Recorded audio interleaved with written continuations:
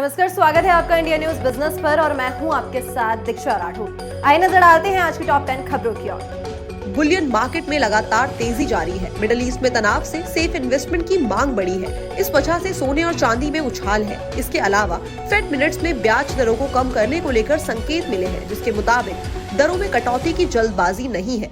MCX पर सोने और चांदी की कीमतों में आज यानी कि गुरुवार को भी उछाल है। घरेलू वायदा बाजार में सोने और चांदी में मजबूती है। MCX पर सोने का रेट 42 रुपीज की मजबूती के साथ 62,150 रुपीज पर 10 ग्राम पर ट्रेड कर रहा है। चांदी की कीमत भी 135 रुपीज बढ़ गई है और 1 किलोग्राम चांदी का रेट 70,741 रुपीज हो चुका है। घरेलू बाजारों के साथ इंटरनेशनल मार्केट में भी सोने की कीमत बढ़ गई है।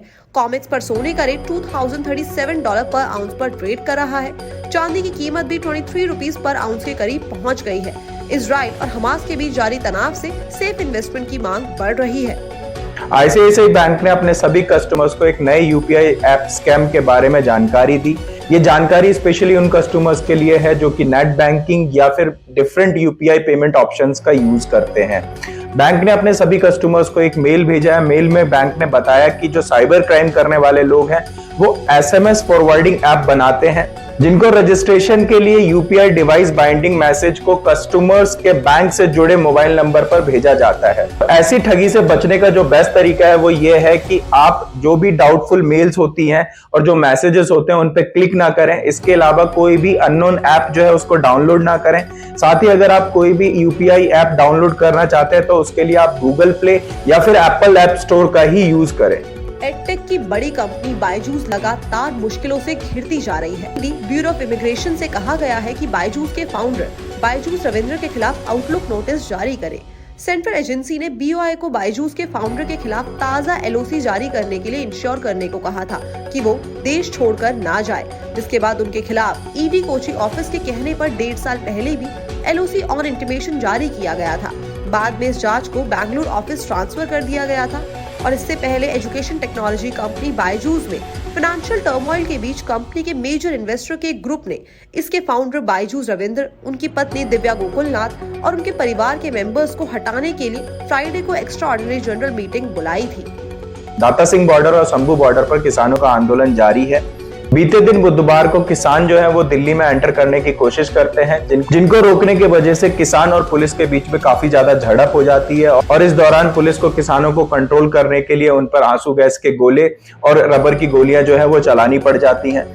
पुलिस और किसान के बीच में हुए इस झड़प के दौरान लगभग 53 किसान जो है वो घायल हो जाते हैं और 12 पुलिसकर्मी जो है वो भी घायल हो जाते हैं। किसानों की तरफ से 53 किसान में से एक किसान की जो है वो मौत भी हो जाती है। किसानों का ऐसा मानना है कि रबर की गोली लगने के वजह से उस व्यक्ति की मौत हो गई है। दूसरी तरफ अगर हम बात करें तो कृषि मंत्री अर्जुन मुंडा की तरफ से बातचीत का इन्विटेशन दिया गया है, जिसके बाद किसान नेताओं ने फिलहाल 2 दिन के लिए दिल्ली की ओर जो कूच है उसको टाल दिया है। इंडिया की ग्रोथ स्टोरी पे हर किसी का बढ़ता हुआ भरोसा नजर आ रहा है। अब इसी के चलते जेफरीज के ग्लोबल हेड क्रिस्टोफर वुड ने कहा है कि बड़े रिफॉर्म से इंडिया की तस्वीर बदली है। पहले इंडियन मार्केट फॉर इन्वेस्टर्स के लिए ज्यादा अट्रैक्टिव नहीं थे, लेकिन अब इंडिया दूसरे देश के जितना अट्रैक्टिव हो गया है। उन्होंने अपनी favourite grid and fear report में इस बात का जिक्र किया है। उन्होंने कहा है कि आज से 21 साल पहले ऐसी बात नहीं थी, लेकिन प्रधानमंत्री नरेंद्र मोदी ने 5 साल के 2 इंटरवल में इंडिया में कई सारे फंडामेंटल रिफॉर्म्स किए हैं। उन्होंने मोदी सरकार की 3 उपलब्धियों का भी जिक्र किया है। पहला, सरकार ने इंफ्रास्ट्रक्चर में इन्वेस्टमेंट काफी ज्यादा बढ़ाया है। इससे इकोनॉमी की लॉजिस्टिक क्षमता में सुधार आया है, जिससे काफी बड़ा फर्क देखने को मिला है। दूसरा, सरकार ने इंसॉल्वेंसी एंड बैंक्रप्सी एक्ट 2016 लागू किया है। इससे इंडियन प्रमोटर समझने लगे हैं कि अगर उन्होंने लोन डिफॉल्ट किया तो उन्हें अपने एसेट से हाथ धोना पड़ेगा। तीसरा है रेरा। इंडिया में प्रॉपर्टी मार्केट में 7 साल में सुस्ती थी, लेकिन पिछले 3 साल से इसमें रौनक लौटती हुई दिखाई दी है। अगर आप WhatsApp पर दूसरों की प्रोफाइल फोटो का स्क्रीनशॉट लेने की आदत रखते हैं तो आपको बता दें कि अब आप ऐसा नहीं कर पाएंगे, क्योंकि WhatsApp इसके लिए जल्द ही एक नया फीचर लेके आने वाला है। फीचर का जो नाम रहेगा वो रहेगा स्क्रीनशॉट ब्लॉकिंग प्रोफाइल फोटो। इस फीचर की हेल्प से यूजर अपनी प्रोफाइल फोटो को ब्लॉक कर देगा, जिसके बाद अगर कोई भी व्यक्ति उसके प्रोफाइल फोटो का स्क्रीनशॉट लेगा तो उसका नोटिफिकेशन जो है उस यूजर के पास जाएगा, जिसके बाद यूजर की परमिशन के बाद ही आप स्क्रीनशॉट ले पाएंगे। WA Beta Info की रिपोर्ट के अकॉर्डिंग WhatsApp ने फिलहाल इस फीचर को एंड्रॉइड टेस्टर के लिए लॉन्च कर दिया है। टेस्टिंग कंप्लीट होने के बाद WhatsApp न्यू अपडेट्स के साथ इसे सभी यूजर्स के लिए रोल आउट कर देगा। अगले महीने मुकेश अंबानी की company Reliance industry limited ChatGPT की तरह काम करने वाले AI चैटबॉट हनुमान को लेकर आने की तैयारी कर रही है। इसके लिए मुकेश अंबानी की कंपनी 8 एफिलिएटेड यूनिवर्सिटी के साथ मिलकर काम कर रही है। इसको भारत GPT ग्रुप का नाम दिया गया है। बीते मंगलवार 20 फरवरी 2024 को कंपनी ने एक टेक्नोलॉजी कॉन्फ्रेंस में चैटबॉट हनुमान को प्रेजेंट किया। आपको बता दें कि चैटबॉट हनुमान के पास स्पीच टू टेक्स्ट की कैपेबिलिटी रहेगी। केंद्र सरकार द्वारा वनरेबल ग्रुप्स को इकोनॉमिक सिक्योरिटी देने के लिए प्रधानमंत्री सुरक्षा बीमा योजना चलाई जा रही है।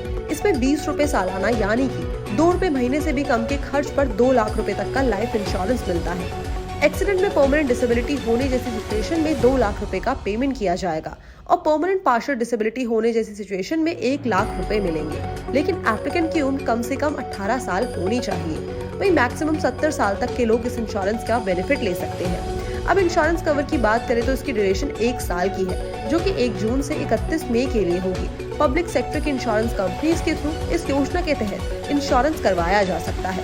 इसके अलावा प्रधानमंत्री सुरक्षा बीमा योजना का फायदा बैंक की किसी भी ब्रांच से ले सकते हैं जिसमें भी आपका अकाउंट हो। PMSBY का फायदा लेने के लिए आपके पास बैंक अकाउंट होना मैंडेटरी है। हर साल 31 मई को ऑटो डेबिट फैसिलिटी के जरिए आपके बैंक अकाउंट से 20 रुपए के प्रीमियम की कटौती की जाएगी। आज से GPT हेल्थ केयर का IPO जो है वो रिटेल इन्वेस्टर्स के लिए ओपन हो गया है। IPO के थ्रू कंपनी मार्केट से लगभग 525 करोड़ रुपए के आसपास का फंड रेज करेगी। इसके लिए कंपनी 40 करोड़ का जो फंड रेज करेगी वो फ्रेश शेयर्स के थ्रू रेज करेगी एंड बैलेंस जो 425 करोड़ के आसपास का फंड है वो ऑफर फॉर सेल के थ्रू रेज करेगी। IPO से जुड़ी कुछ इंपॉर्टेंट जानकारी जो है वो इस प्रकार है। IPO की जो ओपनिंग डेट है वो आज यानी कि 22 फरवरी की है। क्लोजिंग डेट जो रहेगी वो 26 फरवरी की रहेगी। शेयर अलॉटमेंट जो है वो 27 फरवरी को किया जाएगा। रिफंड जो होगा इसमें वो 28 फरवरी का रहेगा। इसके अलावा डीमेट अकाउंट में शेयर क्रेडिट जो होंगे वो भी 28 फरवरी को होंगे। देन इसके बाद अगर हम बात करें तो मार्केट में जो शेयर्स की लिस्टिंग होगी वो 29 फरवरी को होगी। शेयर्स के अगर हम प्राइस बैंड की बात करें तो इसका जो प्राइस बैंड रहेगा वो 177 रुपए से लेके 186 रुपए के आसपास का रहेगा। अगर हम इसके लॉट साइज की बात करें तो 80 शेयर्स का इसका लॉट साइज रहने वाला है। वीकली एक्सपायरी के दिन बाजार में देखने को मिली शानदार रैली। निफ्टी करीबन 162 पॉइंट्स की बढ़त के साथ 22,217 के लेवल पे जाके बंद हुआ। बैंक निफ्टी की बात करी जाए तो आज बैंक निफ्टी 99 पॉइंट्स की कमजोरी के साथ 46,919 के लेवल पे जाके बंद हुआ। अगर बात सेंसेक्स की करी जाए तो आज सेंसेक्स करीबन 535 पॉइंट्स की मजबूती के साथ 73,158 के लेवल पे जाके बंद हुआ। अगर आज के टॉप गेनर्स और लूजर्स की तरफ नजर डाली जाए तो कोल इंडिया करीबन 3.48% की मजबूती के साथ आज का टॉप गेनर रहा और इंडसइंड बैंक करीबन 1.66% की कमजोरी के साथ आज का टॉप लूजर रहा। इसके साथ ही साथ HDFC बैंक और BPCL भी करीबन 1.25% की कमजोरी के साथ आज के टॉप लूजर रहे। अगर बात BSE के 30 शेयर्स की करी जाए तो आज BSE के 30 शेयर्स में से 22 शेयर्स हरे निशान पे जाके बंद हुए और बाकी के शेयर्स लाल निशान पे जाके बंद हुए।